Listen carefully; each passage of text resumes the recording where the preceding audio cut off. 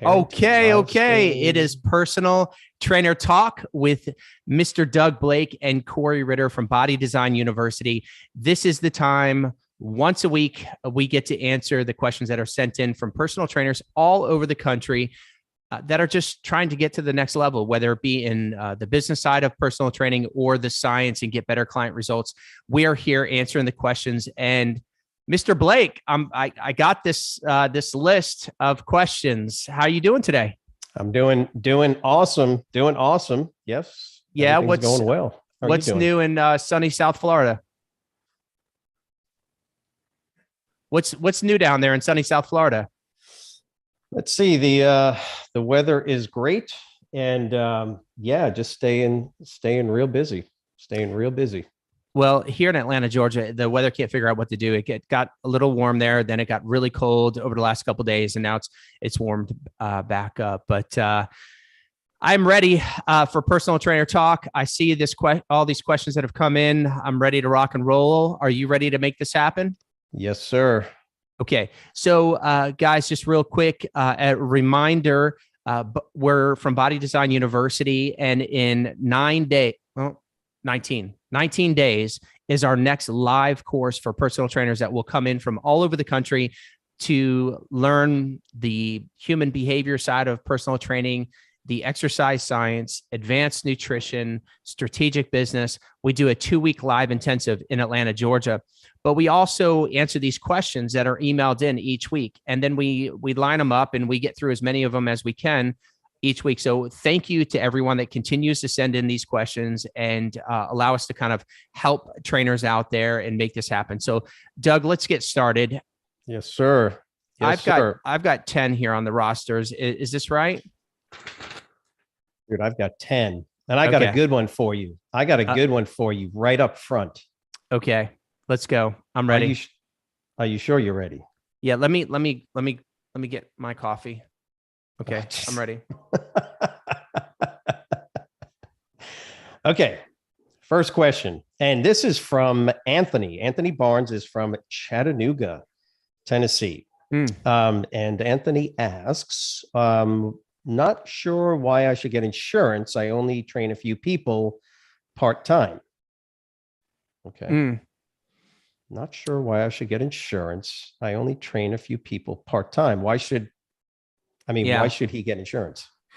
You know, here's the thing, Anthony, is that's a great question. And it's one of those things that's hard to justify if you only have a couple clients, right? But the reality is that if you have a couple clients and let's just say each of them are paying you on average, $500 a month, that's $6,000 a year, that's $12,000 a year. You still need to get your liability insurance. And the reason why is because the reality is that even though the likelihood that you're going to injure somebody when training that low of a volume is very small, it's just when it does happen, you have to have coverage, not only for yourself, but for your clients. God forbid they don't. So the bottom line is that no matter how many people, if you're a personal trainer out there, I don't care if you're training independent, as an employee, full-time, part-time, or even online, you need liability insurance today. That's just it. It's just an investment that we have to make every year. It's just part of our doing business. It's just one of those line items that is always going to exist. I'm in a scenario right now where a landlord is requesting a certain liability insurance that I already request from team members. And it's challenging because I'm literally going to have to double pay. The reality is that, but for the peace of mind, we're going to have double coverage. So in short, real simple, great question. Thank you, Anthony. If you're a personal trainer out there and you're listening to this, you must carry liability insurance. We can spend the next hour of this talking about all the things that you would never imagine that have happened, that I have experienced, Doug has experienced, and we have experienced through other trainers. Don't let it happen because it's just, and it is a small chance, but that's why they call it insurance. It's just, if it happens to you, you want to make sure you're covered. And so I could tell you that from my own personal experience, $199 insurance policy saved me hundreds of thousands of dollars. I'll just leave it at that. And when we have more time, we can share some stories, or come to Atlanta for the 2-week live course. We talk all about it. But anyhow, I hope that answers your question. Doug, I know this is something that obviously we're always talking about right out of the gates in our trainings. But for someone like this, it's true. It's like, I only got 1 or 2 clients, and I got to pick up $200, or truly it's about $250 now on average, $250 a year for at least $1 million worth of insurance. And but look, you only have 2 clients. If you decide to pick up 1 client, right, it's just a cost of doing business. Any other thoughts you want to share with me? I mean, that's kind of the idea that you're saying, is that the question is, why should I get insurance? The assumption being that with fewer clients, obviously insurance is not as important, but you would need insurance for more folks. And no, that's actually not the case. If you have 1 client, because it only takes 1 client to get hurt, and then totally wreck your financial future, so to speak. If you're found liable for the accident, whatever it is that happens. So it doesn't matter if you train 1 person. And just so you know, even if you're not found liable, even if you're not found liable, listen, people, listen. If you're a personal trainer, please listen. You're paying $200, $250 a year for an attorney. You're paying for legal services, because liability insurance, when you pay that premium, something happens, they hire the attorneys. Now, let's say you don't have liability insurance, right? But the court finds that you weren't negligent, or you didn't do anything wrong. You're still going to spend $20,000 or more fighting it in court.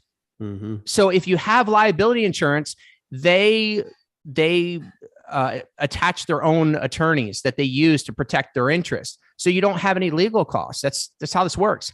I had a really wild scenario. I've had dozens of weird things. And when there was a claim, basically they got their law firm involved. It was a frivolous type of scenario. I had no legal expenses and no out of pocket. The $250 a year insurance covered. So the bottom line is, not only are you protecting yourself if you make a mistake, but you're protecting yourself even if you don't make a mistake for the expense today of legal services. So just carry it no matter what. Great question. Thank you so much. Yeah, it is a good question. Let's keep the train moving. Let's move on. I think this is a good one for you. Okay. To ask me. Okay, so what do we got here? We've got, how many sets should I be doing for chest when they only train once per week? Carlos Mendina from San Diego, California. Welcome, Carlos. Thank you for the question. San Diego, the best weather in the country. Man, that's the truth. Thank you for tuning in. How many sets should I be doing for chest when they only train once per week? How many sets should you be doing? So I'm just going to take this as, how many sets should I be doing with my clients? I'm thinking with my clients when they only train once per week. I mean, if they only train once per week, Doug, look, if they're training once per week, they're doing a full body workout. So, a lot of this, there's some variables. How long is the workout? Let's just say you're doing an hour workout and you're doing a half hour of resistance training, whatever, and you're doing the entire body, because that's the assumption on a full body workout. The chest it's not the biggest muscle, but it's one of the larger muscle groups, right? Yeah. So again, these are some basic assumptions. We've been doing this for decades. You always start off with legs, quads, hams, glutes, right? The largest muscles in the body, move up to upper body. Generally, the understanding is that the largest muscle group in the upper body is going to be those muscles of your back. So your lats and your traps collectively, and you're going to do, maybe 3, 4, perhaps, I don't know, maybe 5 sets, just depends on some other variables. And then you're going to do your pecs, which is going to be another maybe 4 total sets. So you could be doing anywhere from 3 to 5, somewhere around there, for your pecs if they're doing a standard workout. And then when you get to these 1 day a week workouts, you might only do maybe 2, maybe 3 sets. Generally, what I do is I try to do drop sets because I know that my total volume during a full body workout for any particular muscle group is going to be relatively less than if I'm doing my split routines. So I've got 30 minutes, let's just say, and I'm doing legs and I do all this. And now I get to my back and now I get to my chest. I might do two, maybe three sets, but I might be doing, a fair amount of volume because I'm running through them quick. So I may be doing drop sets. So I might get a fair amount of volume, even on a full body workout on my chest and my back, simply because I'm doing maybe drop sets or supersets that perhaps I wouldn't be doing on a split routine, like if I was doing push pull. So, but I would say if you're just doing standard straight sets and you're trying to get through that, all your muscle groups, it's going to be less total sets, maybe 2-3 sets. I would say 4 at the outside. I mean, that's really cutting it on time, wouldn't you think? Yeah. I mean, look, most of the time I have done 1 to 2, because think about it. You've got every muscle group, two sets alone is, upwards of 10 sets total, right? If I do 10 for each major muscle group, we got legs, we got glutes. If you combine those together, we got back, chest, triceps, biceps, shoulders. I mean, so generally speaking, in some cases we're doing 1. So I as Doug said, I would say 2 is probably the maximum number, maybe 3 in some circumstances, but mostly 1 to 2, and combo. So for example, I'm not on a total body workout. I'm not doing legs and glutes and then moving to back and then moving to chest. I'm doing back, right? And I'm going to do chest. And then as I move into arms, biceps, and triceps, I'm going to bring in the legs. So I'm not doing biceps. I'm doing biceps with like a step up or lunge, a curl with like a lunge. I'm just giving you an example. I'm doing at the end shoulder press with like, a squat or something. I'm doing a bunch of combo exercises because of the limited amount of time. So you can kill 2 birds with 1 stone. At the very beginning, of course, I'm going to do 1 set of legs likely, but it's interesting that's a total too, body because, workout. Yeah, total body workouts can be brutal. They can be brutal from a cardiorespiratory perspective because, man, you're just not taking well, look, keeping it in the same 25 minute segment, keeping if they're doing it, if they're following the program and they're doing really well, it should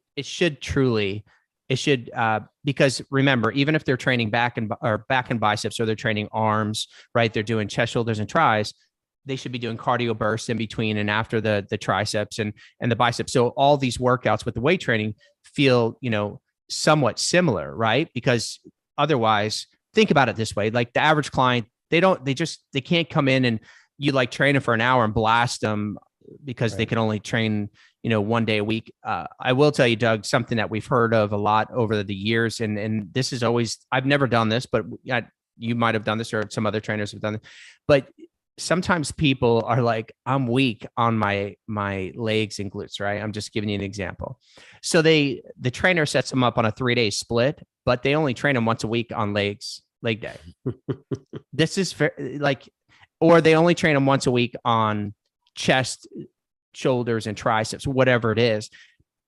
I've never done that. If somebody could only train with me once a week, I wanted to make sure that I got in all the muscle groups, because I always felt weird, like if I trained them on leg day, but what if they didn't do the other muscle groups? Or if I trained them just on back and biceps, or they wanted me to train them on, it was a guy and he wanted me to train him on chest, shoulders, and triceps so he can get the biggest spots, right?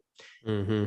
Never did it. But there's a lot of trainers out there right now that are doing that, where they're literally, letting the client pick the day. Yeah. Right. And it's just madness. So, it's that emphasis on putting so much emphasis on the training and forgetting that unless you're an athlete that has really specific needs and targeted guidelines for performance or something like that, that for the most part, we train and we want to get the cardio and the cardiorespiratory and the muscle endurance training because of all the benefits that are associated with that type of training. But then it's the nutrition. I mean, look, Yeah. at the end Two of the day. sets. So I think we're going to land right around 2 sets. But that's a great question, Carlos. But I've seen trainers train clients for like 2 hours on a single day workout. Hey, look, if you're gonna only train once a week, they're doing 2-hour workouts. I mean, look, it's think of it this way. Think of it this way. Some people, they just need to maintain, right? They just need to maintain, or even doing one set of chest exercise, likely a press, right? One set a week is just keep in mind that one set a week for that one client is more than 75% of all other human beings on the planet. Right. Probably more than that. But so I know to the average exerciser and bodybuilder, it sounds like, well, that's one nothing. Set a week, like one set. How do you grow, or how do you get results? We know it's all nutrition, but look, it's not the most ideal. We don't generally, as personal trainers, say, hey, we want to train people once a week, but some clients, that's all they can do. So you give them what you can. It's still beneficial. It's still more beneficial, if I could talk, than doing no sets, right? Yeah. But you got 25, in most cases, you've got a total of an hour, and you don't want to spend a couple hours doing, so neither does the client. But great question. 1 to 2 sets max. Carlos, hope that's helpful. Sure. Okay. What do we got next? Let's see here. Well, we got another. Okay. Is pausing at the top of the dumbbell curl necessary? Is pausing at the top? Of course it is. If you really want to build the peak, I mean, look, if you just want a rounded biceps, that's one thing. But if you really want the peak at the top, all right, no, I'm going to. Why are you going to mess with people like that? This is, by the way, this is from Mark in Las Vegas. Mark, great question. We see bodybuilders and fitness folks doing this, and we've seen this for years. I'll let Doug kind of dive into it. Doug, what say you? Yeah, when you say pause at the top, I mean, I don't know if you mean come up and go, and then go down and do another set, or he's talking about flexing that bicep. I would think more likely he's talking about coming up and pause, squeeze at the top. In either case, no. I mean, are you going to hurt somebody by pausing at the top and resting at the top? Wait. Lou Ferrigno used to pause and squeeze those biceps at the top, Doug. I'm pretty sure he had some pretty big biceps. Yeah, he's a pretty big dude. He sure was. Yeah, look, you do whatever you want to do. But the difference is I actually have science on my side. So, I guess for guys like Big Louie, it didn't really matter, did it? It didn't matter. He had some science on his side too. He sure did. So if you're talking about squeezing at the top, we sort of go back and forth on this. Are you going to hurt somebody? Because that's the way I look at it. I'm like, is it efficient, effective, or are you going to hurt somebody? If it's going to cause damage, if you're going to hurt somebody, then obviously don't do it, right? That makes sense. But in the top of the dumbbell curl, you're not going to hurt anybody, so to speak. But then now it's a question of efficiency. Does it really make sense to, when the muscle is at its shortest length, to add additional neurological stimulus to it? I guess the question is do you feel it, and do you like it, and does your client like it and make them feel? But okay, if you think, however, that you're doing something unique to the bicep by squeezing at the top, as Mr. Ritter facetiously made a point of at the beginning of the question, I'm going to get a peak. Now you're just kidding yourself. So the meat and potatoes in strength and resistance training is when the muscle is lengthened. So when the muscle gets to its normal physiological length and slightly longer than that's where you have max potential overlap of actin, myosin filaments, which means that's where you're going to get max neuromuscular activity. And that's where you're going to put the most stress on the muscle. There's nothing wrong with squeezing at the top. But if you think that you're getting a additional peak and you're changing your genetics somehow, no, you're gonna. So many people are gonna be upset. How am I? That question. Mark, that's a great question. We see it all the time. Alienation. We still. But here's the thing: is that it leads. See, one of the problems with that squeezing and all of these ancillary movements is that it leads to improper technique that then can become a problem. See, there's nothing wrong with coming up and squeezing, but then what do you start to do? Then I've seen you train. You're like, you're doing all this stuff, and you're do not say that. and That is like that that is face that I made. outrageous. It could lead, and then if I'm doing it with my bicep where it's not a problem, then I might start thinking, oh, well, maybe I'll just do it on squats, where it could actually be a problem when you come up and squeeze your. See, there's. Wait. Were you almost referencing about squeezing the glutes at the top not being effective? Do I need to even go there? Dude, don't I like activate more muscle fiber when I squeeze my glutes? Look, guys, look, we could spend a lot of time just on this question alone. Great question. And yes, no, wait, hold on. I did do that probably 20 plus years ago, and I haven't trained like that. But the bottom line is that it's not going to change the shape of your bicep. Okay. And it's not going to add, there is going to be, I know that you might be feeling like, oh, when I started to do that, I really noticed a change, right, Doug? I mean, gosh, some of the guys in the gym, when we get up to the top and we do a little turnout or all different type, we do the 21s, or we're doing a drop set on the preacher curl. And that's what did it. Is that specific exercise is what's responsible for it's not the case. It's just not. I will say that if there is an issue with motivation and if that was the one thing that your client says, oh man, I really like it when I squeeze at the top, and I go, all right, they're check cleared. They're okay. You know what? Please, please do not look. If you want to do that with yourself, whatever. Just don't. You're not going to hurt yourself, but with your clients, no, just not. And by the way, you shouldn't be coming up all the way to the top anyway. I mean, that's just not. It's Doug, not. Can we put next time we train, next time we work out together in a couple of weeks, can we do some pauses at the top? I just to see how it feels. I haven't done it in so long. So anyhow, great question, Mark. I hope that's helpful. No, you don't need to do that, and there is no increased effectiveness. So that's that. Yeah. Next question coming in from Miguel Ramirez from Miami, Florida. How do I spot clients when working in groups? Well, that's another good question. How do I spot clients when working in groups? Well, the general reason that we recommend small group training less than 5 is so you can still spot. And obviously you're not going to be able to spot everyone if everyone is failing or everyone is having issues or you need to make adjustments. But if you find yourself doing that, then that's a cueing, that's a showing how to do the exercise first issue. Generally speaking, once you show how to do the exercise, you demonstrate the exercise. There might be 1 or 2 people that get it off that you have to correct.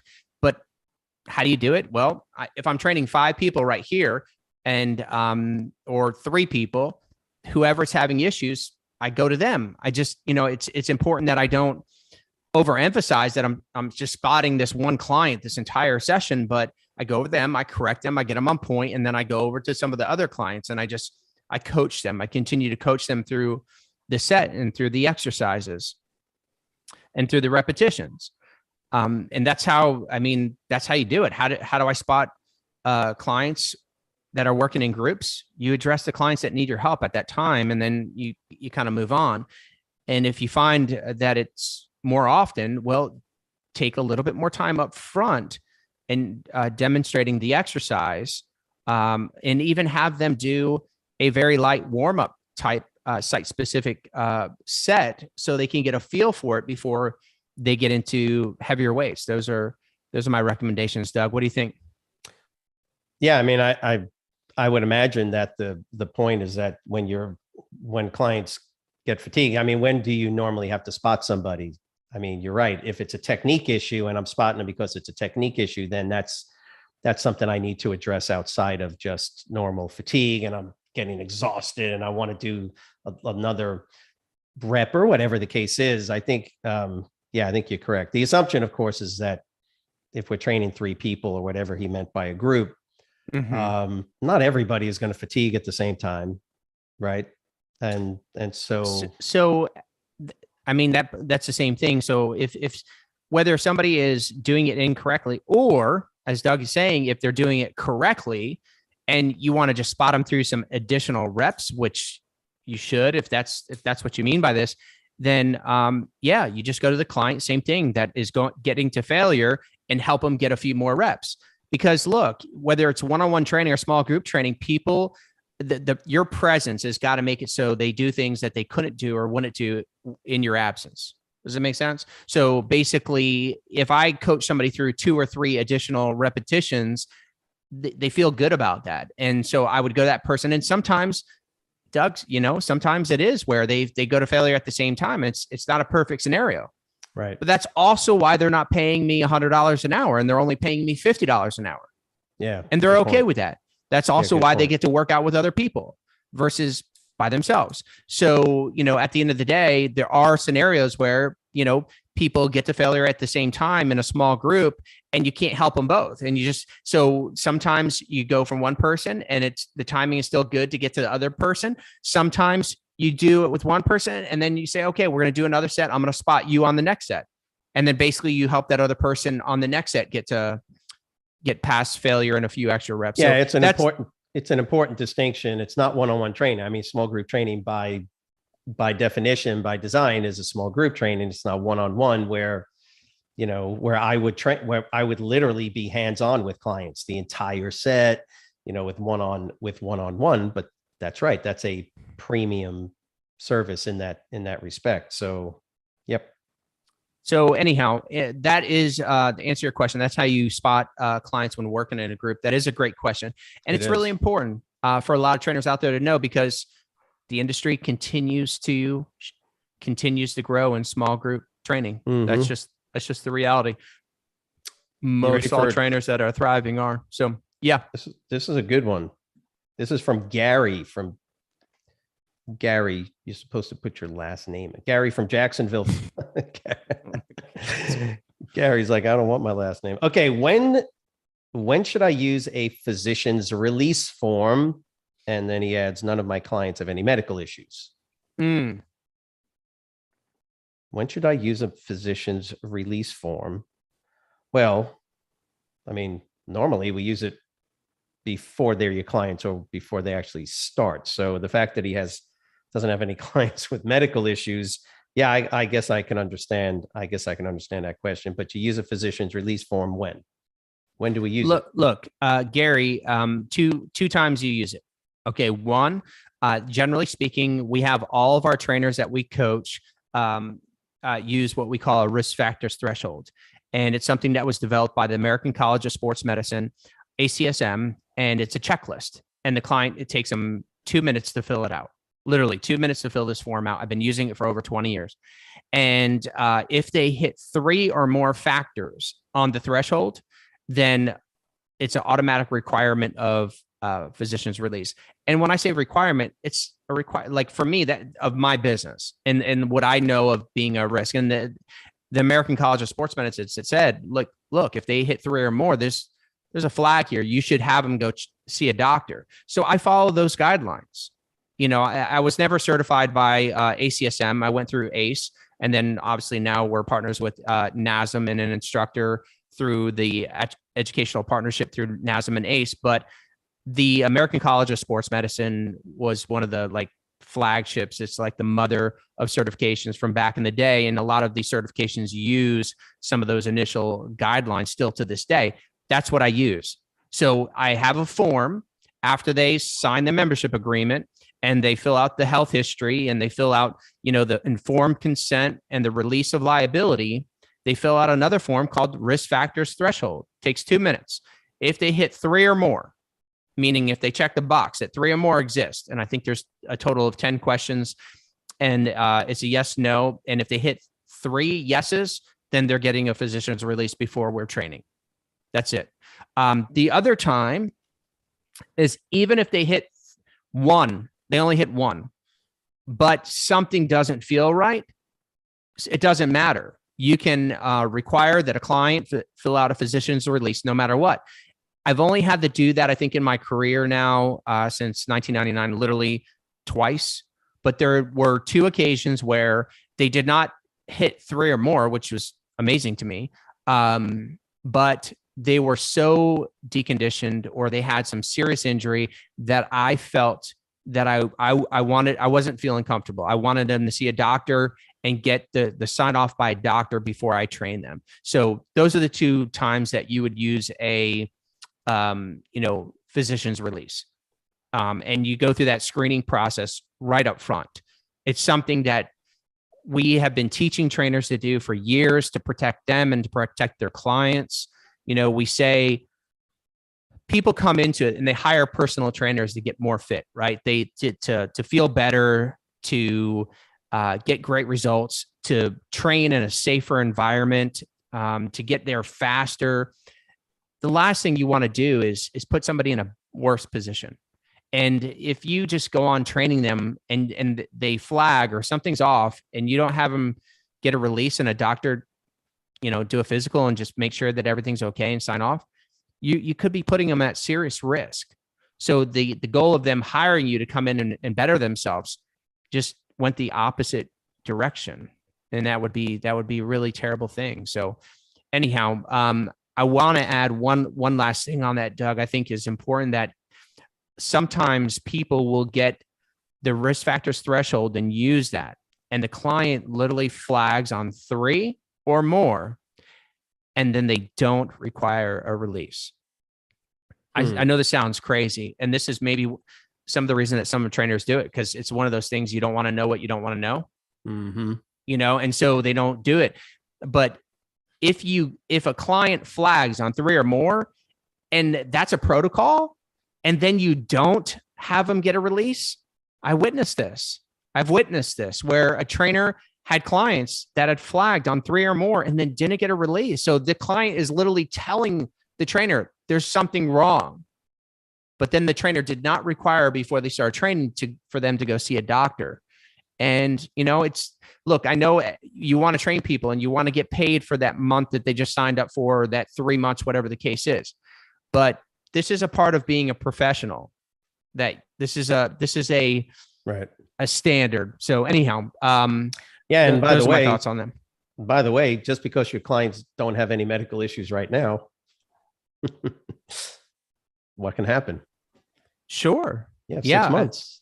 6 months, you're training them, and then they're like, yeah, I just went to my doctor and I've got high blood pressure, high cholesterol, and I mean, the risk factors is basically asking an account of your medical history, parental issues, things like that. But the point is that, a quote history of high blood pressure in your family, that's generally going to be, that's going to tell you something risk factor wise. By the way, ACE uses ACSM's guidelines. And then see, there it is. That's why, that's ACE was my first certification. So that makes sense. ACSM, and they just came out. Actually, I think they just came out with new. Everything is barriers to change, barriers to exercise. So you don't want to ask them too much. But Doug, look, you make a good point. And, something else is that it is based on self-reporting. You know what I'm saying? That's so, right. so they're sitting down there and they're marking no. That's their self-reporting. So, but if they say no, that's what you got to go by. Doesn't always mean that it's accurate. So, and I think in the case that I had a couple of those clients, I wasn't feeling right. Like one of them was over 300 pounds. And I was like, I'm not feeling right on this. I want a doctor to make sure, everything would be okay. Other one had a serious injury, but it is based on self-reporting. So you got to trust that. And they might not even know. And correct me if I'm wrong. The insurance carrier, when they have those requirements, don't they want you to have asked some basic? Well, they want you to have a release of liability. They don't require, a risk factors threshold. That's going to another level. But I will tell you this, that if you ask your clients for a risk factors threshold and you go through that worksheet and they select 3 or more, and then you don't send them to the doctor. Yeah. I don't see how you could, and they get hurt. Something happens and they get hurt, right? They go down for the count. and I've seen this happen. Well, man, you're definitely going to be held negligent in that scenario. I can't imagine that you would not be. Like, I can't imagine a scenario that a client told you, yes, I have these three things wrong with me. And you ignore that and you start training them, and boom, they have a cardiac emergency. So bottom line is that, that's a great question. You got to do the physician's release when they hit 3 or more, or you feel based on your judgment that you want them to see a doctor for clearance before you train them. This is the cool thing. You get to decide. But your insurance carrier requires a release of liability. That's very important. The risk factors threshold is going to another level. And I think the clients that I've trained have appreciated it. And most of these NCCA accredited organizations, they all have some sort of algorithm that takes you through, when you ask these specific questions. Now they're fairly, some of them are fairly elaborate, but they are like that by design. Okay. They are like that by design. So you can, flow chart through it when you have a client come through. So yeah, that's a really good question. Are you ready? I just got certified. So this is from Stephanie Hill in Patterson, New Jersey. Okay. Where is Patterson again? I'm not positive, but I think Patterson is South Jersey. I think it's more south. Where were you? I was in, I was born in New Brunswick, but I lived for a while with my dad in Freehold, Howell, New Jersey, Lakewood area, Bricktown. And so it was not that far from Patterson. I remember hearing Patterson. As a matter of fact, I'm not for sure, but I think my mom, she worked in Patterson, New Jersey for one little period of time before we all moved down to Florida. But anyhow, right. Patterson, New Jersey, Stephanie Hill. I just got certified, but have no idea how to get clients. Here we are talking about these certifications. Yeah. Look, that's Stephanie. This is why we exist. This is why we exist. That's why Body Design University exists, is not only helping trainers get certified and learn the real world things about, the nutrition aspect that's not taught in most certifications, but the science of human behavior and the strategic business of how to get clients and how to get them on demand on a consistent basis, month in, month out. Like, this is what we do. We're experts at it. We're really good at that. And so I could spend the remaining time just talking about how to get clients. I mean, Google pay-per-click search. There's a steady stream of revenue right there. Facebook, Instagram ads, steady stream of revenue and clients right there. Cold outreach. There's a steady stream of revenue right there. If you're working at a gym, go out in front of the gym and put a sign in the dirt, a yard sale sign in the dirt that says, free consultation, personal training with your phone number. I can almost assure you, you'll get leads every month. She would have to, where is she going to be training? Where's she going to be training? I mean, look, there's so many factors to this question. Are you, when you say get clients, are you talking about in person or are you talking about online? Stephanie, join us. Like, next time that we have the talk, come on, let's have a conversation. Join us, click the link below somewhere. But here's the things that we need to know. Do you want to be are you talking about online clients or are you talking about in person? Are you talking about one-on-one or are you talking about small group? Are you talking about as an individual, independent personal trainers paying rent somewhere? Or are you talking about as an employee at a gym? So depending on which direction that you're going to go, and we can help coach you in what lane you should travel and what might be best for you. But basically how you get clients depends on, how you want to operate. So, and my answer to this question would be different based on that. So It's funny because I see all, we in our Facebook group, we see all the people with their certifications. Hey, I just passed, and we see tons of all these people. And that's one of the, I always wonder, I'm like that's, first of all, it's great. I'm like, what are you doing? And I wonder how many, the funny thing is that now they start learning. This is being a personal trainer. You start learning when you training people. Like I'd like to say that it's the certification, but the reality is that as soon as you get certified, okay, now you can start learning. Taking the test and passing the exam tells us you have an acceptable level of knowledge, but you start developing the skills when you start training people. And that's a great question. A lot of trainers want to know this, like, how do I get clients? And it's, for some trainers, it's very painful because they get certified and they think, oh, okay, I'm certified. I'll do some posts on Instagram or Facebook, might even take my shirt off, flex my muscles or show my glutes or, whatever it is, or just post promotions. So I shouldn't. It doesn't do it. I shouldn't show my, because I was about ready to. Well, Doug, if this was 30 years ago, I might say, ouch. It might work, but ouch. But you're not lying, but ouch. Still. Hey, look, it's a business. Being a personal trainer is a business, and you must have a business system. And that business system of how you generate leads and clients depends on how you're going to operate.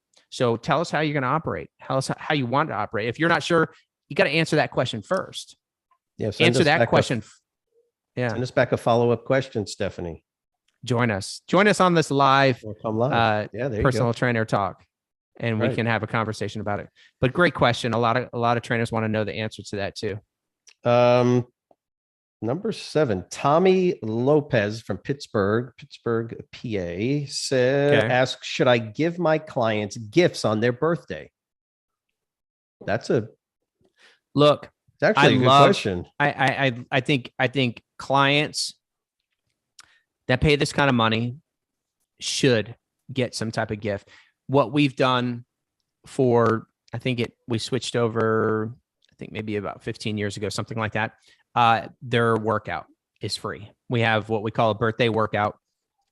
And even if it doesn't fall on their birthday, we let them know. We have a report of everyone's birthdays and we know whose birthday it is this week. And then that week they don't get charged for their session. So if their birthday's on Wednesday and we train on Wednesday, great. It's on their birthday. This workout is for free. If they train Tuesday, Thursday, either Tuesday or Thursday, you switch it from PT session to birthday workout in the system. And you tell them that that's the workout was for them, for their birthday. That's what we do. So that's our gift to them. I do recommend that you do something for them. And I don't like inventory, not in the personal training business. I don't like SKUs, having to track that stuff. And, you'd be amazed on how much stuff walks out the back door of if you get a bunch of hats or t-shirts or keychains or bags or what. I've done it all. And I will tell you, clients appreciate the workout the most. I remember getting lots of gifts on my birthday from the clients. It's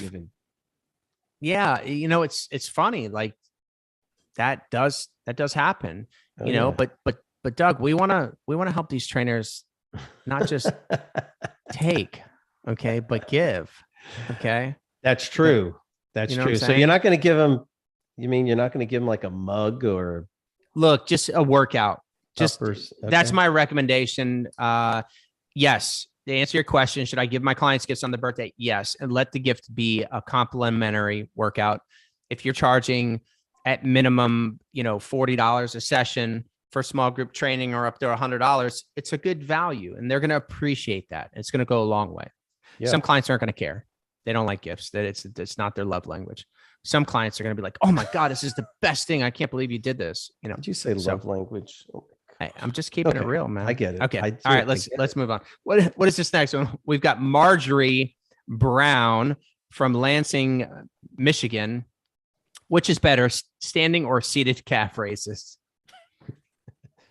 What is up for who? For you or for your clients? Some of these questions. Look, I can't even now. It might explain the reason why my calves are so small, but I can't even remember the last time I did calf raises, seated or standing. Now, some of you guys are going to be like, oh my God, how could you not on leg day? I've got to throw in some calf.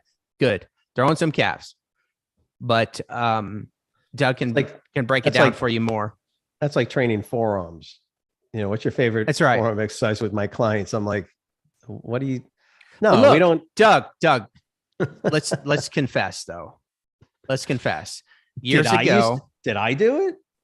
Of course I did. I saw Arnold Schwarzenegger doing it. I remember we used to load the plates. 1970, 1980, something like that. Yeah. I see. Dude, we were doing it in the 90s too. Yeah, I was doing it in the 80s. How about the calf machine with the 45-pound plates, and you'd hear the little rattle. Yeah. As you bounce it out. And the hold at the top. We were talking about the hold at the top. Didn't that make my calves bigger?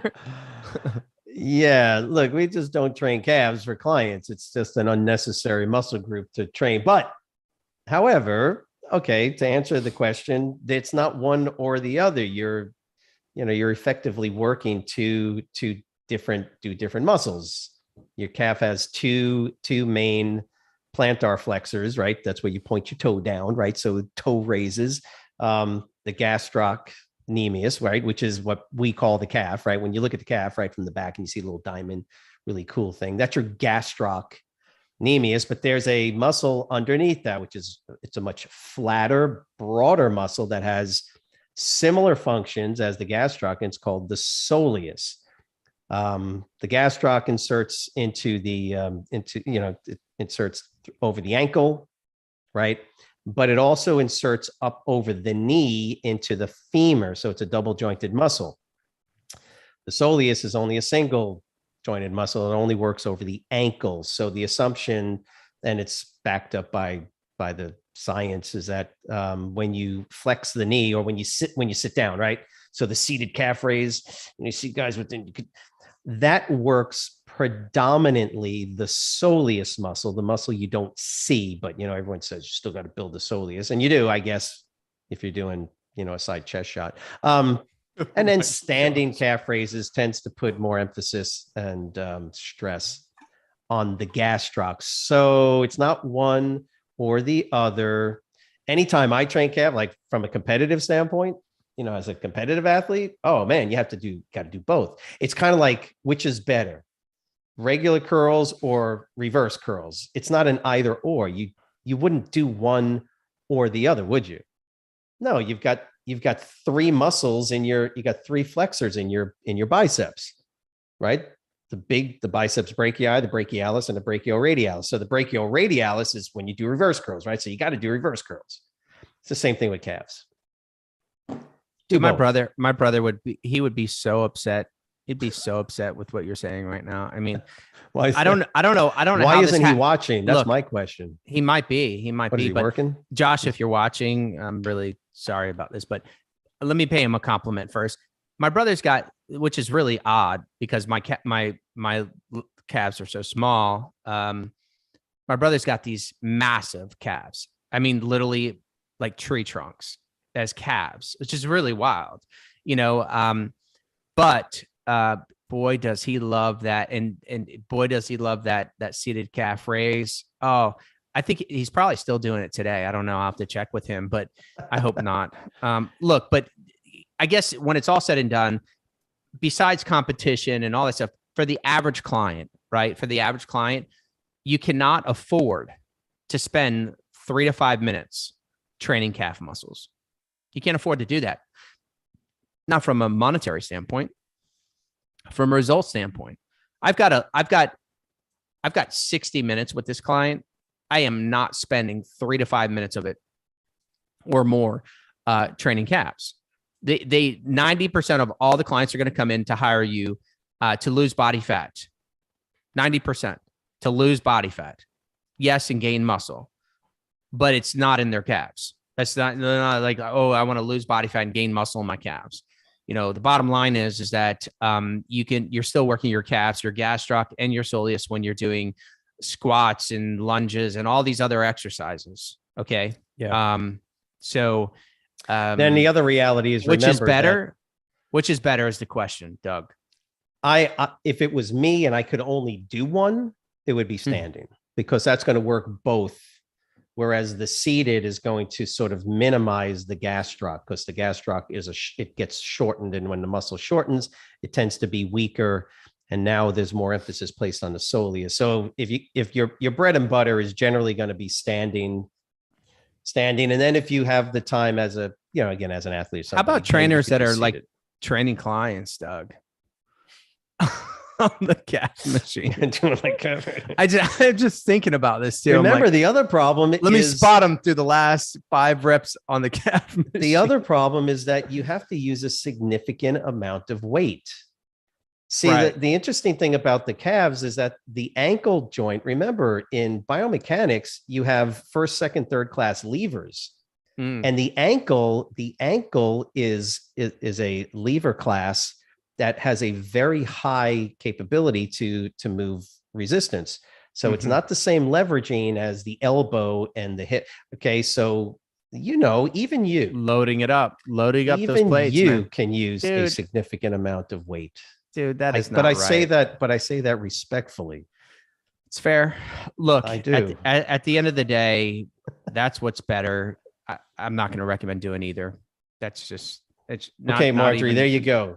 Not even for your own training regimen, unless you're a bikini or a fitness competitor, fitness class, or, Yeah, you'd throw it. You would throw it in there. You'd throw it in there. Sure. Because you do want to train.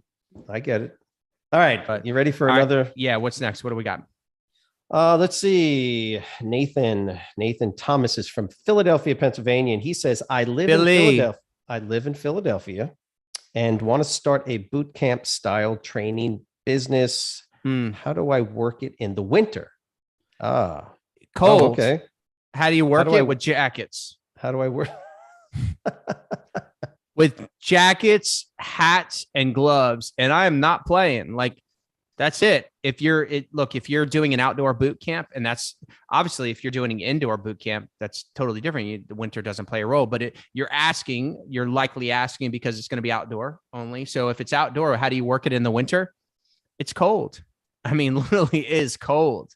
In Philadelphia, I can't say, look, just in Atlanta alone, I ran a boot camp, an outdoor boot camp in the winter, and it was cold. And it was hard getting people to show up, even with hats and gloves. But I did. We had some people that would show up and do that. It's not personal training. So I stopped doing it years ago because it's a totally different business model as far as I'm concerned. It's just not personal training. It's a different avatar. It's a different type of client. It's a different type of marketing, different type of pricing. And so I recommend now people, stay in their lane and focus specifically on personal training. And that's what we do. This is a boot camp. This is a boot camp business. It's totally different business model. It could be very successful and it could work really well, but it's just different than personal training. With that being said, if you're going to run a boot camp, a successful boot camp, because I know a lot of them during the winter, it's cold. That's how you do it. I mean, literally, you button up. I sense no empathy coming from you in this. No, there's no cold weather empathy. Look, there's no magical thing to this. I mean, if you're going to rent space, likely what the person is going to do is they're going to move it in during the summer too. Because for me, I say, not what am I going to do during the winter? I say, what are you going to do during the summer? Because I don't like working out in the heat. I'd rather work out in the winter when it's really cold than when it's 90 degrees. So I did boot camp in Fort Leonard Wood, Missouri. What was the temperature? I think when was it? October, November? Yeah. What was Missouri. The temperature? It's Missouri in the winter. It's absurd. It's crazy. Dude, I don't even know where Missouri is. It's a state. It's one of the states. Lake of the Ozarks flow through there. I know that. Beautiful place. It gets cold. It gets all right. Really so check this out. It's going to be cold, but that's how you do it. Okay. You button up and you run that thing. You hold the same ain't nothing times. Special to do because it's cold in the winter. It's nothing special. Nathan. No. If you're going to rent space, you're likely going to rent it. That's it. If it's an outdoor boot camp, it's an outdoor boot camp. Sure. Can you run it for a certain period of time and not doing it during the coldest part of the winter and not do it during the hottest part of the summer? Sure. I'm not the right person to dive into all the business elements of a boot camp, and I'm not gonna act like I am. I do know the basics and some basics of boot camp. Ask me anything you want about personal training. This boot camp style training, if yes, what is it going to be like? You're going to be training outside. That's it. That's as far as, adjusting the schedule for the seasons. I know some people do that too. They run like 12-week boot camps. And maybe we can convince Nathan to rethink a boot camp style with some small group training. Yeah. Or one-on-one training. Yeah. Nathan, let us know. Yeah. Come on. Let's have a conversation. Join us. We'd love to have you, but great question. Thank you for that. Yeah. That was a good one. All right. Okay. So it looks like we got one more here that we can get through. We got about 5 minutes left. Yeah. So one of my clients has sciatica and can't do squats. What should I do for quads? Millie Brogan. Millie, I love that name. Millie Brogan in Columbus, Georgia. Okay. Somebody from Georgia. Doug, what do you think? Sciatica. Wow. Oh, that's painful. Have you ever had it? I don't know what it is that I have from time to time when I do some crazy stuff, but no, I don't think it's sciatica, but I've had some clients. I have back, a recurring back injury. But you train more than 10 people, almost guaranteed one of them is going to have a level of an issue, something like that. Yeah. I mean, that's the thing about sciatica, and all sciatica means is an inflammation of that sciatic nerve, which runs down through the pelvis. And it's funny because it kind of moves, depending on the individual, it could be situated below through the piriformis muscle. And there's some folks that just they're going to have sciatica almost no matter what they do, but that's rare. But when people have sciatica, and I've trained a lot of folks that have some level, some very severe, others sort of mild. And, just as an aside, what I have found, because I've always been connected in some way with like a chiropractor or a sports med guy, they can usually be pretty helpful when it comes to dealing with some of the symptoms, but that would have to be fairly severe for them not to be able to do squats, because sciatica, you can generally do the movement, and it's sort of like at the very. Have you ever seen it with your client? Sometimes it's like, oh yeah, it's range of motion related, kind of like they'll get it if they go down a little too far and they get the pelvis tilt, that butt tuck, and sometimes that'll just set it off, and they get that shooting pain all the way down their leg, all the way down to their foot. But keep in mind, Millie, sciatica is not self-diagnosed. Sciatica is a clinically diagnosed condition. So that's first off. Just because somebody complains of like pain, no. Sciatica, it's got to be. It's like you go get it. Go get it checked. Make sure the doctor has actually said, yes, you have sciatica, and it's not just some lower back pain and they get a little referred pain. No, sciatica, you feel that, man, that sharp pain shoots straight down the leg into the lower leg, almost all the way down to the foot. So yeah, I can see, but what should so I can't do squats. So what should I do for quads? Well, what are your other options for training quads? Well, I mean, you got lunges, right? What else? We got step ups. What else? Why am I drawing a blank here? So we've got squats, we've got lunges, we got step up. I mean, those are the meat and the potatoes. If you have access, now here's something to consider, because we're normally thinking in the context of like small group training. But if you have access to like a hack squat machine, because you're not flexing at the hip, a hack squat keeps the hips and pelvis in an extended position while you do the actual squatting. I would If you're doing one-on-one training in a gym. If you're doing one-on-one training in the gym, but if you're doing small group and it's you don't have that equipment, my first step would be to try and modify and do some lunges and see if that helps.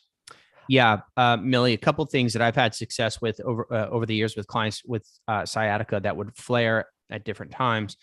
I would definitely try some reverse lunges to see how that feels.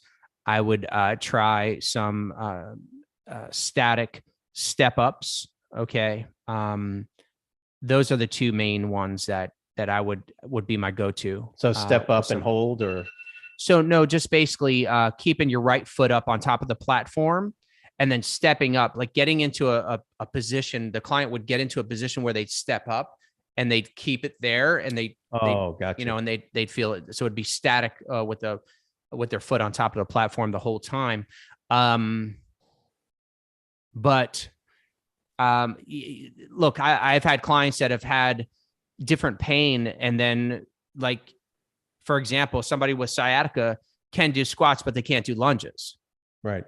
So it's like they could do somebody with sciatica, they can't do step ups, but they could do squats. So you literally have just got to try it with no weight, no impact, very slow to see how the client feels, and then find one that really works for them. And then move it through the process of having it checked and see if there's a look. I've seen people get rid of their sciatica by going to a massage therapist, because what was causing it was, like, postural. Take them in the back, give them a shot of cortisone, right? Use my supply. What are you talking? No, I'm just messing. But they should have it looked at. But I'm going to guess, like, majority of my clients that have had that issue, they have come in and said that, that they have worked with somebody, they went to a physical therapist or whatever the case is. So, and that's really uncomfortable. Doug, what is surgery the only, for some people that just, the stretching just does not do it. No, it just depends on what the impediment is, because normally sciatica, the condition itself is simply that that sciatic nerve is being pressed, compressed, pinched in some way, shape, or form. Right. And that can be caused by any number of issues. Like I say, the vast majority that I've seen can be alleviated. The pressure can be removed off of the nerve by either manipulation. Chiropractors can do that. Physical therapists can do exercises and stretching that will realign the pelvis and the femur. Mm-hmm. The only cases I've seen, and if I've seen them, I'd be amazed, is when the sciatic nerve itself, because of a genetic abnormality, it kind of gets through one of the muscles, and that's just a genetic abnormality. What about that from a serious injury? Again, that would be because of a mechanical mechanical now is pushing up on the nerve, and now you're just dealing with the clinical, either clinical world, massage therapist, right, that would be able to help out with that. But yeah, dude, well, that's a great question. So that's what we recommend. We got through all 10 questions. Yeah, we did good. Great job, Mr. Blake. Great job. Okay, guys, thank you so much. We appreciate you tuning in today. Every Wednesday at 2:00, personal trainer talk. Great questions this week. Thank you so much. I hope for some of the trainers out there that are tuning in and listening that was helpful. If you did enjoy this, wherever you're watching this, you can subscribe. You can make a comment below. If you have a question that you'd like us to answer on the next personal trainer talk, comment the question below and we'll try to get to that. Thank you so much for tuning in this week. Doug, any last words for these folks? No, that was a lot of questions we got through. And those are some really, really good questions. Just let us know how we can help. That's what we're here for, isn't it? Guys, have an awesome week. You wore Doug out with all these questions. Can we limit it next week?